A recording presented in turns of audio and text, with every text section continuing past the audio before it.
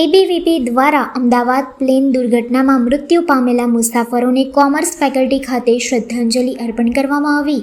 અખિલ ભારતીય વિદ્યાર્થી પરિષદ દ્વારા MS યુનિવર્સિટીની કોમર્સ ફેકલ્ટી ખાતે ગઈકાલે અમદાવાદમાં પ્લેન દુર્ઘટનામાં જે લોકોના મૃત્યુ પામ્યા તેમની આત્માને શાંતિ મળે તે અર્થે મીણબત્તી સળગાવી શ્રદ્ધાંજલિ અર્પિત કરવામાં આવી હતી।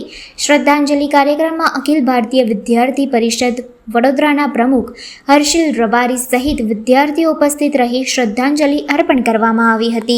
कल जो कर्नावती में प्लेन क्रैश हुआ जिसके अंदर बहुत सारे लोग मृत्यु पामे हैं, उन लोगों को श्रद्धांजलि देने के लिए आज कॉमर्स फैकल्टी मेन बिल्डिंग पे एबीवीपी के कार्यकर्ताओं की ओर से श्रद्धांजलि का कार्यक्रम किया गया है और ईश्वर से प्रभु से प्रार्थना की गई है कि ऐसी दुर्घटना फिर भारत में न हो, इसके लिए प्रार्थना की गई है। सभी कार्यकर्ताओं ने जो लोग मृत्यु पामे सभी को श्रद्धांजलि दी है।